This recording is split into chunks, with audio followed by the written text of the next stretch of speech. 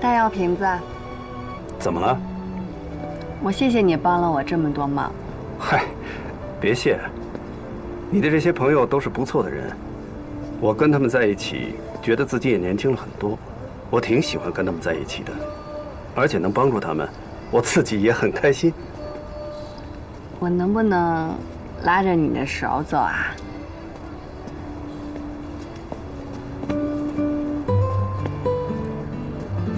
我现在好像突然知道什么是幸福了。是吗？就好像疯子和沈冰，有梦想，有朋友，不求轰轰烈烈，但求平平淡淡。还有，就是有一个人可以一直这样拉着你的手。是啊，很多人为了追求幸福，总是在不停地追啊找啊，其实没那么复杂。有时候幸福就在自己的身边。林夏，我特别想给你幸福。什么？哦，我是说，我特别希望你能幸福。哦。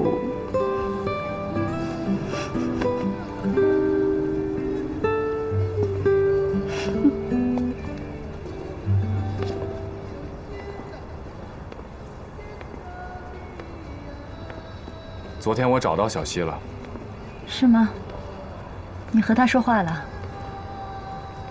她旁边有个男孩子，应该是她男朋友吧？这样啊。这样也好，我就放心了。然后呢？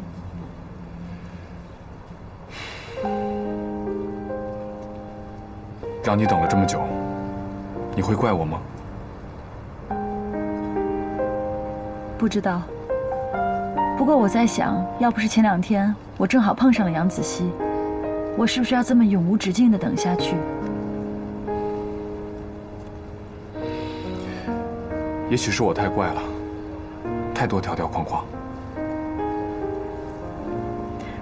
你可以为了杨子熙放弃我们之间的感情，你也可以为了朋友辞职陪他们一起去冒险。你总在想着你周围的人，你为什么总忽略你自己呢？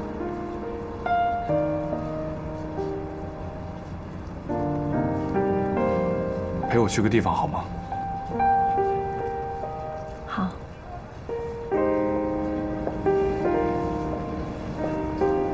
到了。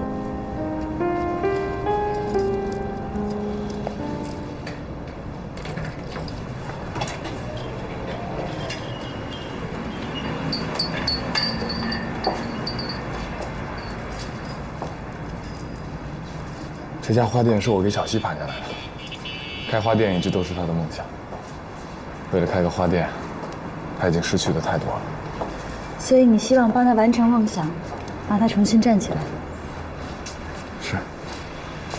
除了这个，我不知道还能帮他什么。你帮他做的已经够多了。要想真正站起来，要靠自己的力量，不能永远依赖别人。你说的都很对。对不起，让你受委屈了。那我要你补偿我。好啊，没问题。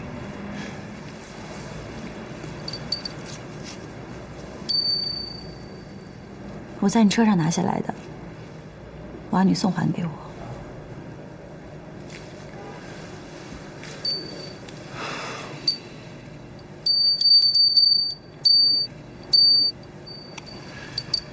这凤铃本来就是送给你的。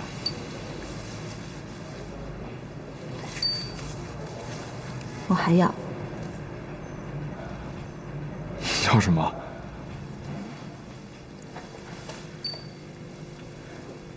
要你。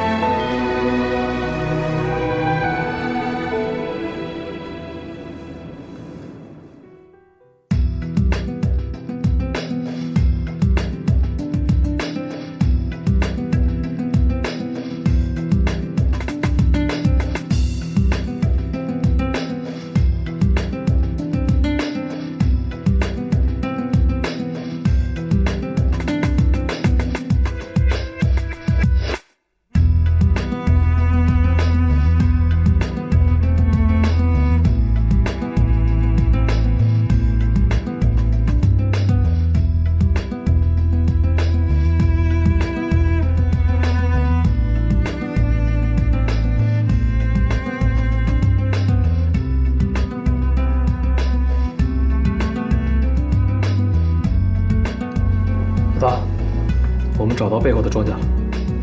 说，近期大量吸进大德股票的是一家新成立的公司和几个个体散户。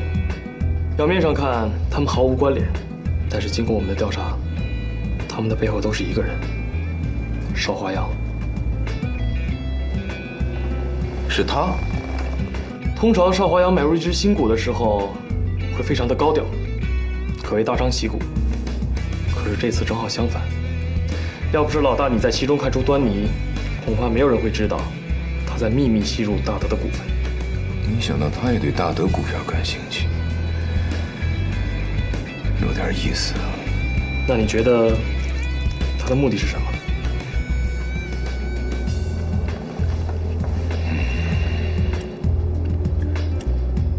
现在大德公司的管理一塌糊涂，程胜恩退位之后，业绩上也毫无表现，近期更没有什么大的动作。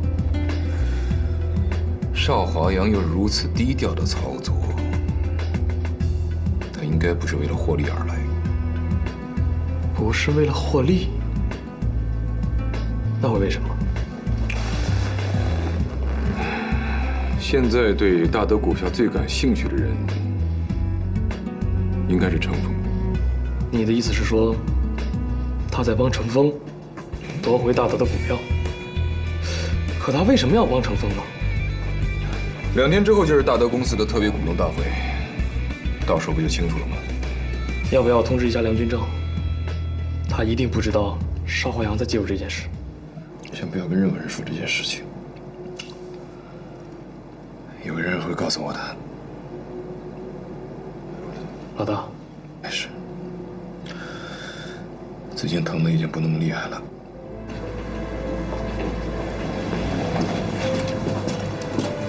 怎么想起请我吃饭了？我是你哥，难道不应该吗？想吃什么？随便吧，下午还有事儿呢。挺忙啊。我听小五说你从公司辞职了，怎么还这么忙？我去帮疯子了。疯子好像要夺回大德的控制权。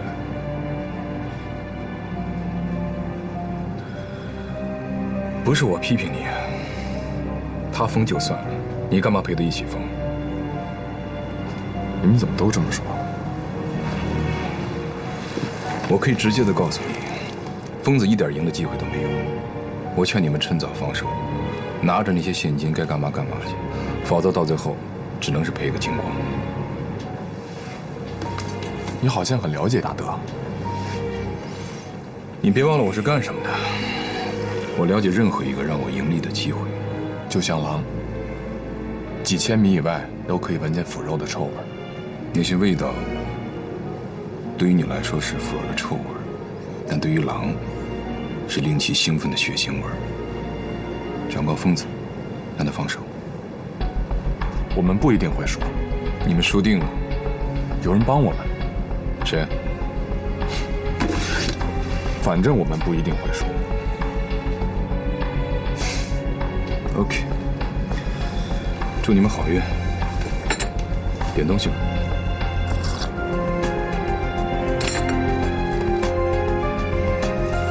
应该没错，程峰的背后站着邵华阳。看来这个程峰并没有想象中那么简单。梁军正这个老狐狸，这次算是轻敌了。如果不是我们提醒他，他这次输定了。先不要管，让他们斗，斗个你死我活，我们再来收拾残局。你的意思是？我们等到最后就一定会有收获。华勇，马上去准备现金，以备不时之需。有多少？越多越好。好。等一下，除了大德汇通，卖掉账面上所有的股票，我嗅到这次绝对是一个机会。好。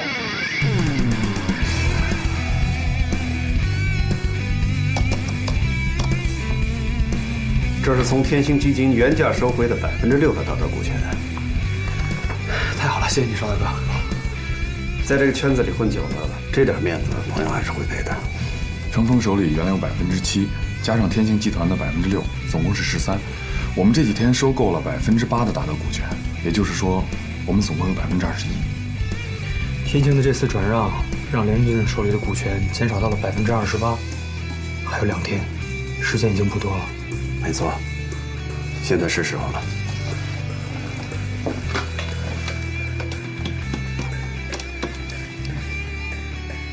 从现在开始，全面扫他的股票，有多少要多少。对，全部。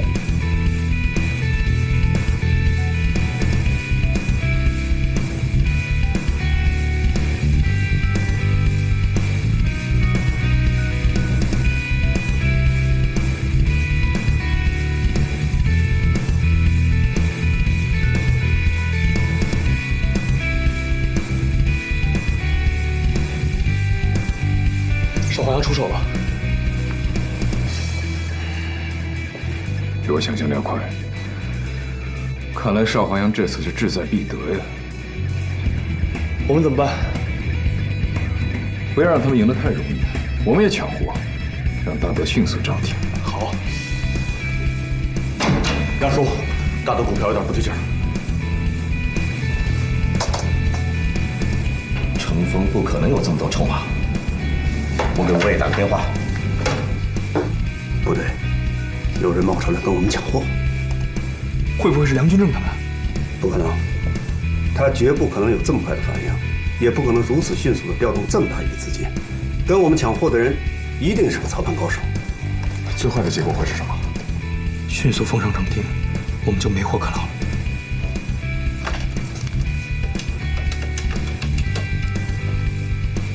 马上去查清，谁在跟我们抢货？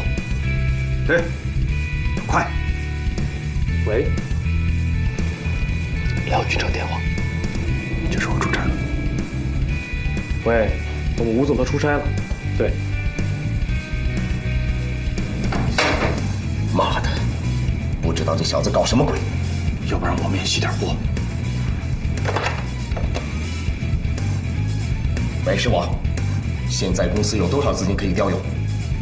什么？多少？那明天呢？我不管。明天你必须给我挪出1个亿。废！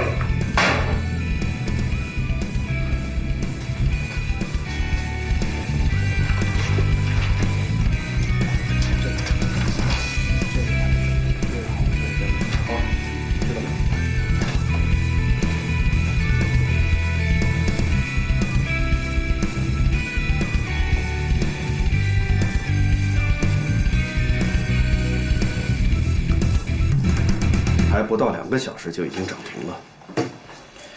目前建仓离我们的目标还远远不够。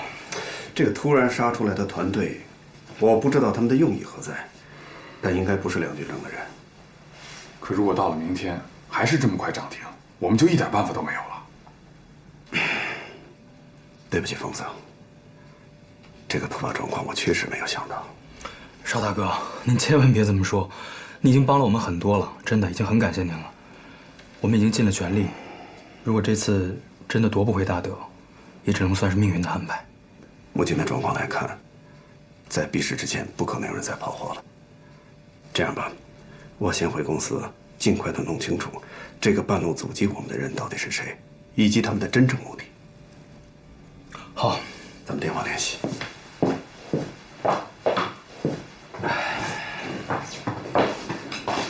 徒弟，吃个肥吧。我觉得你们凡事尽力就好了，结果不是最重要的。哎，不对，我们还没有尽全力，那些私人股东手上的股票，我们还可以再争取一下。你忘了，我们上次是谈过的，没有任何效果。总比坐以待毙强，能争取一点是一点吧。疯子提议我赞成。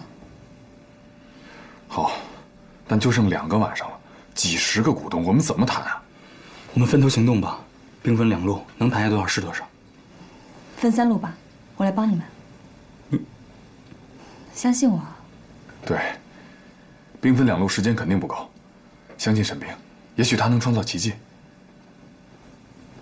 那就辛苦你了。行了，你俩别腻了，赶紧把地址分一下，我们没有时间绕着北京乱跑。好，这么着，咱们就按片画。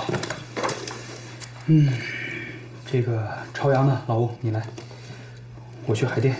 这个贺明翰东城的我去，石小猛。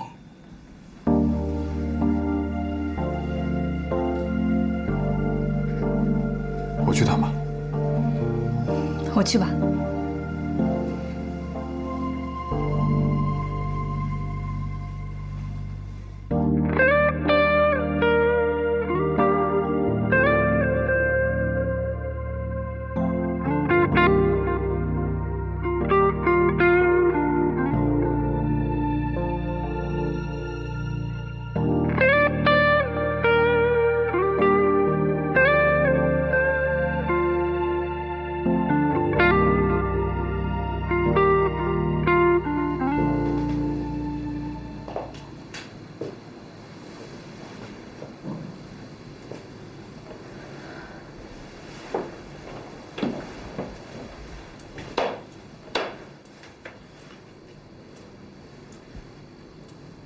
来了，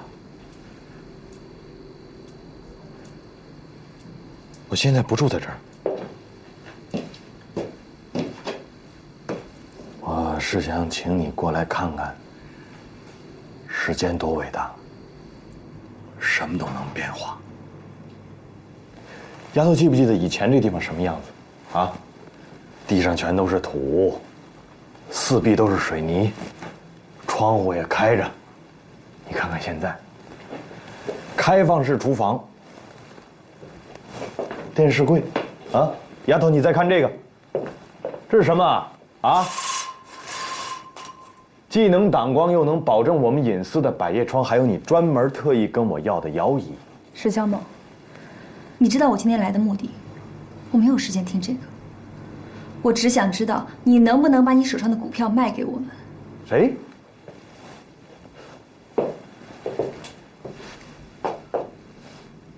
我们是谁呀，丫头？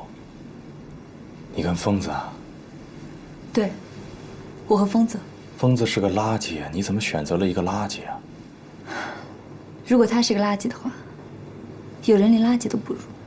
你不就说我呢吗？对，我连垃圾都不如，我猪口不如，行了吧？谁没犯过错呀？疯子犯了1000次、10000次，你也原谅他了，为什么到了我这儿你完全不原谅？我没有时间听你说这些。如果你还要说的话，那我先走。你别走，你看看这儿再走行吗？你看看这儿，来，你看看，电视、百叶窗、摇椅都是我们的梦想，现在这些梦想实现了，摆在这儿等着我们回来过好日子呢。你看一看行不行啊？你只要说你愿意回来，我什么我都不要了，什么别墅啊、房子、车我一概不要了，咱们就回到这儿1223一个38平米的房子，咱们俩的窝，咱们俩在这生活过日子，过一辈子。丫头，你记不记得，咱们就在这儿，我搂着你，咱们俩唱的歌，你记不记得了？我能想到最浪漫的事就是和你一起慢慢。石小猛，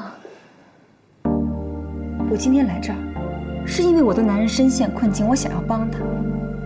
此时此刻，他一定在家里等着我回去。对你，我只能说抱歉。我唯一感兴趣的就是你手上的那些股票。你和疯子曾经是哥们儿，我希望你能念着哥们儿的情分上，把股票让给我们。我们？你干嘛总要说我们呢？你干嘛说我们？你为什么老是说我们呢？因为我爱他，因为他也爱我。我们两个人是相亲相爱，直到一生一世的两个人，所以，我们就是我们。一生一世，一生一世。你确定？我确定。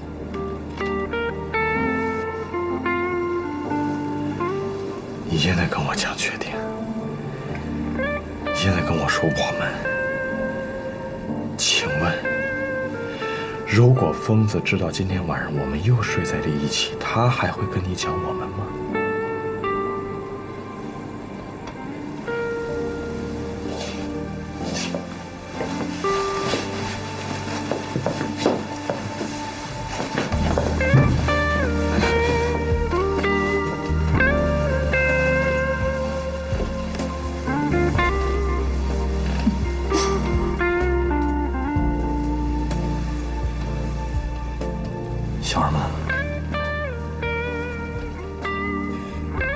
因为我觉得你可笑。你以为你这样，疯子就能不要我了？你太不了解疯子，太不了解我。我现在觉得你特别的可悲，到现在为止，你根本就不知道什么叫做爱。为了我，疯子可以去死。我相信，如果需要的话，我也可以这么做。所以你说，我们会为这样的事情分开吗？你还真是爱上他了哈。对，我很爱他。那我呢？早就把你忘了。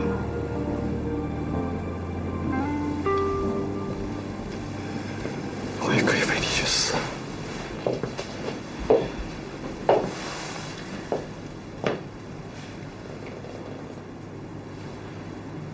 好了，股票给你，你们。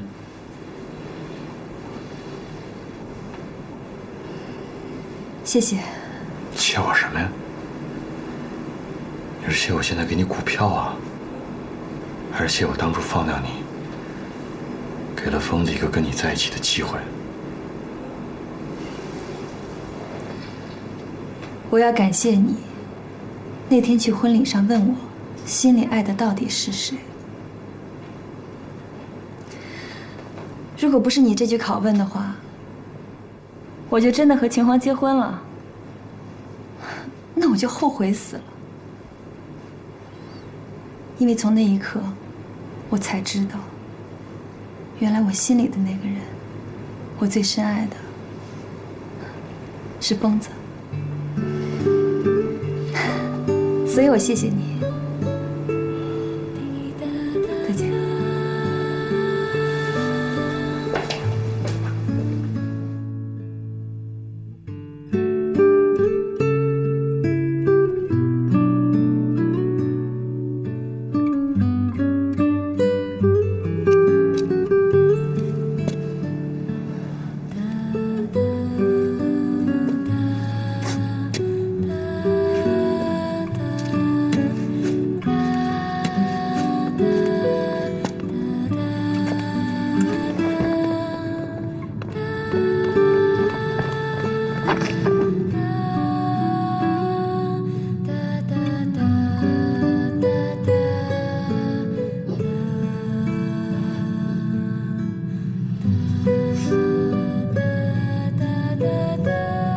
怎么了？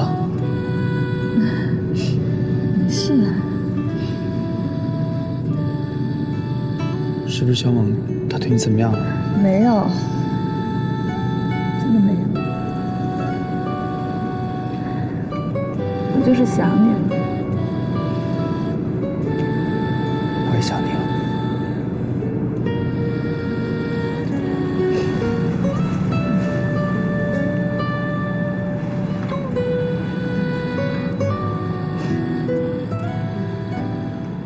果然，今天一开盘，大德的股票很快就涨停了。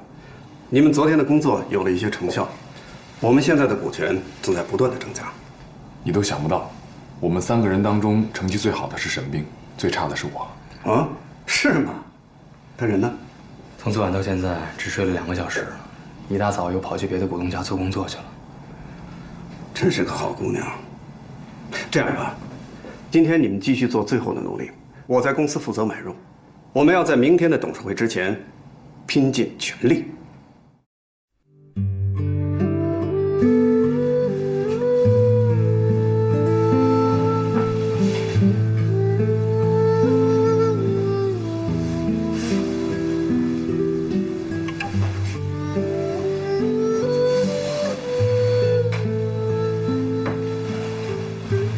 王子，吃点东西吧。昨天到现在你都没吃。没事，我不饿。你别忙了，去睡会儿吧。这几天你就睡了几个小时。没关系，你不也一样吗？我陪着你。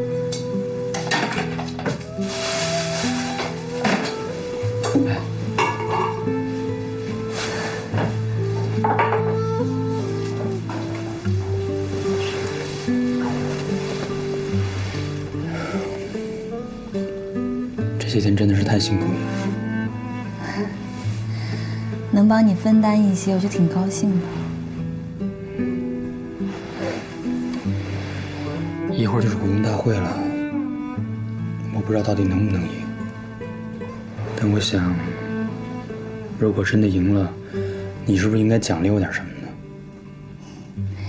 行啊，你想要什么呀？是我要什么你给什么呀？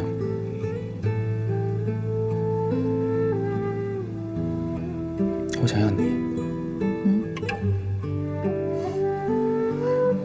如果这次真的赢了，你能不能考虑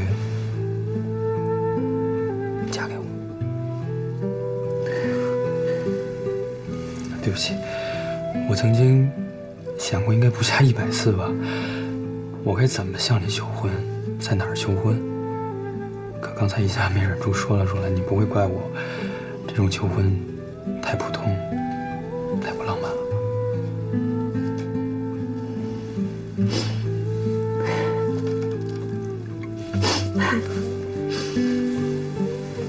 那你答应了？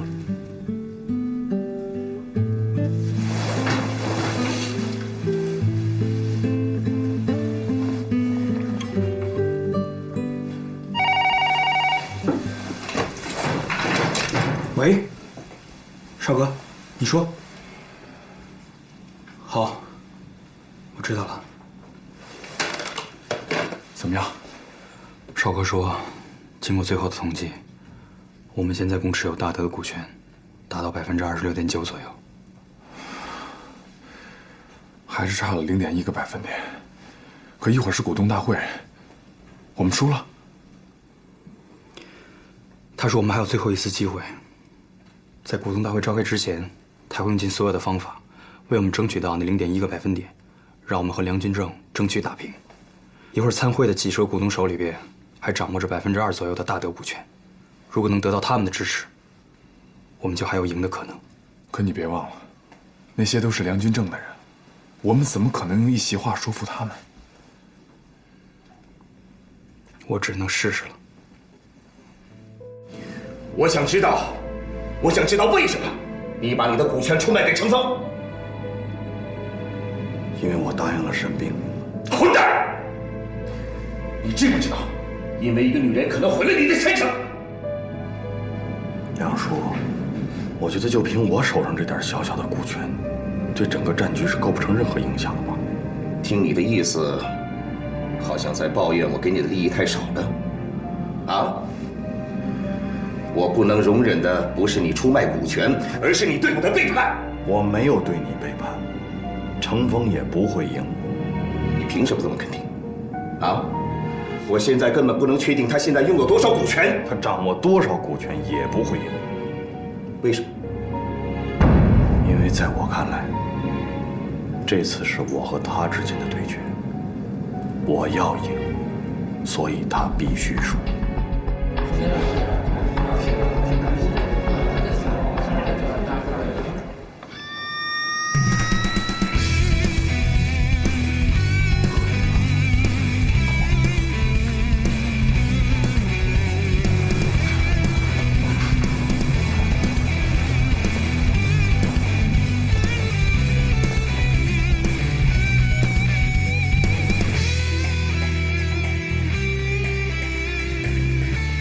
赵律师，可以开始了。大家好，我想今天在座的各位股东，对于大德公司近期发生的一系列变故，肯定都已经有所耳闻了。目前公司的具体行政操作是由特别董事会来执行的，但是作为公司股东之一的程峰先生，近来通过加持行为，现在占有公司股权比例基本上达到了27%，与特别董事会27%的股权占有率基本持平。那么，今天就需要在座的各位股东进行一次投票，来确定公司控制权的最终归属。下面由公司代理董事会主席梁军正先生来给大家讲话。梁先生，请。好。首先呢，我们欢迎程峰重新回到我们大家中间。其次，我对他此刻的心情以及重新入主大德公司的冲动，表示非常的认可。但是我要提醒在座的各位股东，我们是一家上市公司，主持一家具体的上市公司的工作，不是开玩笑，不是玩一个游戏。关于程峰以前的所作所为，我想在座的各位略知一二，我不想多说什么。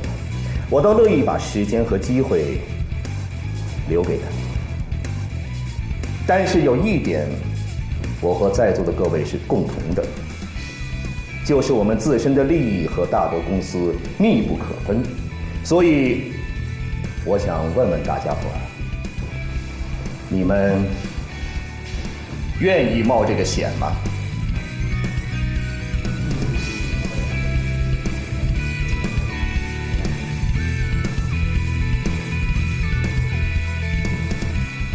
好，程峰先生，您现在可以进行一次简短的发言了。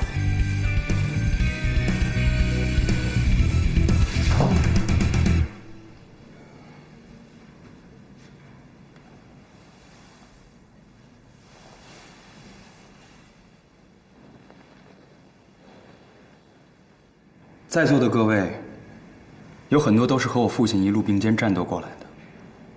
我刚刚那个道歉是给你们的。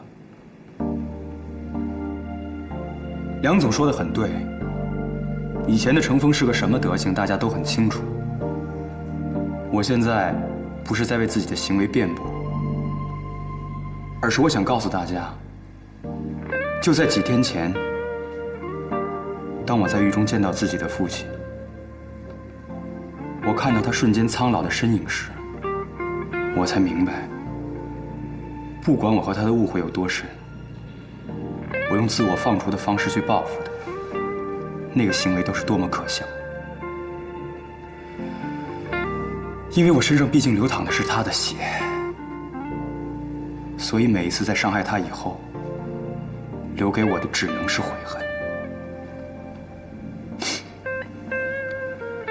这几个月发生了太多的事儿，父亲入狱，公司易主，我最爱的女孩终于和我走到了一起。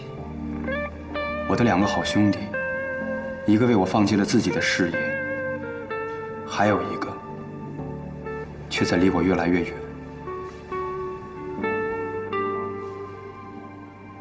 这些事情都让我明白了一个道理，就是我不能再为自己活着。所以我想告诉大家，这次增持行动最后的结果到底是怎样已经不重要了，但这件事情我一定要做，因为只有这样，我才能向狱中的父亲，向在座的各位，还有我的爱人，我的朋友，我要向你们证明，从今天以后，程峰会认真的活着，会好好的活着。谢谢。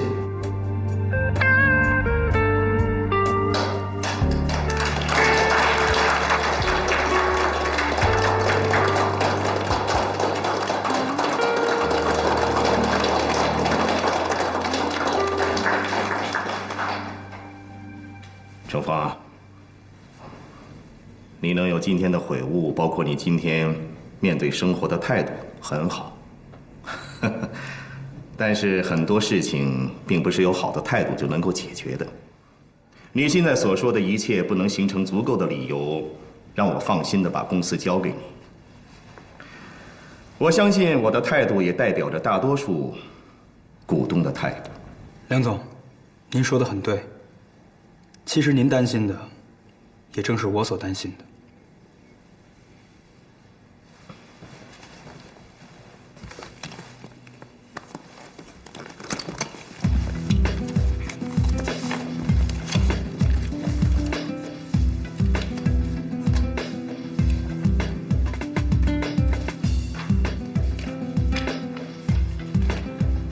这份计划书是我这几天做出的对大德汇通近期形势的一个简单分析，及对未来的一个具体展望，当然，更是一个郑重承诺。其核心内容非常简单，基本可以概括为：如果我有幸可以重新把握大德汇通未来的发展方向，我会聘请并大力放权于职业管理人团队，并进行不低于自己同比例持股的股权激励。也就是说，大德汇通公司将彻底告别家族化管理模式，在不久的将来变成一个真正由职业管理人共同打造、具备强烈市场竞争意识的现代化企业。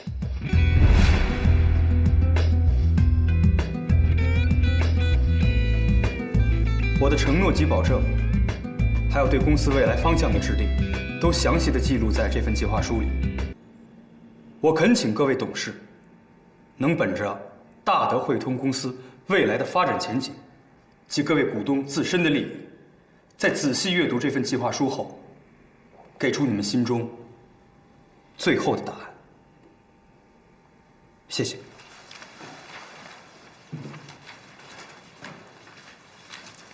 制度上的改革没有什么问题，问题是业务上的改革。没错，你计划要缩减大德公司的营业范围，未来只做汽车配件的研发销售和汽车美容养护店的建设和扩张。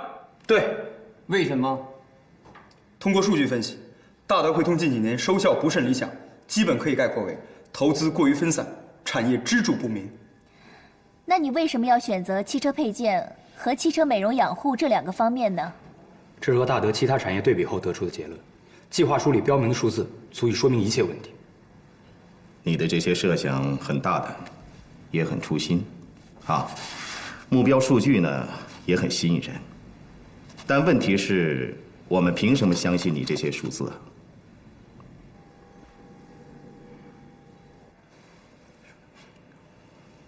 我能不能推论，你的这份策划书只是为我们大家画一张大饼？甚至完全可以不客气地说，这完全是毫无根基的天方夜谭和胡说八道。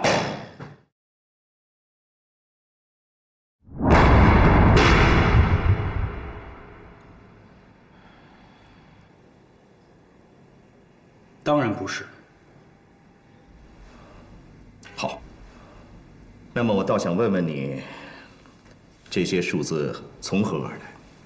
哦，对了，你就说说这个汽车美容养护连锁店的设想根据是什么？这个理由说出来，时间有点长。没关系，我们大家可以等，啊，只要是对公司有利的设想，我想各位股东都会赞成的。好，汽车美容兼营和专营店，目前全国只有300余家。从业人员5万余人左右，且没有特别知名的连锁品牌。而我国目前却有20余万家大型的汽车维修企业，也就是说，汽车美容专营和兼营店的数量，只占汽车维修企业的15%左右。而国家有关部门数据表明，在今后10年内，中国会有4000余万个家庭购买汽车，而目前，在国内的汽车美容养护品以国外品牌为主，其中不乏假冒伪劣产品，有很多在欧美市场几十美分、几美元的东西，进入我国市场，动辄几十元，甚至高达几百元。而按日韩汽车文化发展趋势看，大型汽车厂势必逐步退出历史舞台，车主会更加注重全车保养，从而基本实现无大修。而美国市场强调的是快速换油养护，终生无大修，车辆按行驶公里数定期报废。中国近年新车的年增长量高达30%左右，也就是说，车主进行传统大修的几率微乎其微，而进行平时的日常清洁养护却必不可少。所以，我们大德汇通完全可以把握这一市场先机，在5年之内打造出全国第一的汽车美容养护连锁的民族品牌，把那些洋垃圾彻底清除出中国市场，在占有市场份额及顾客认知的基础上，实现我们自己的企业理想，并完成政府对扩大内需的政策号召。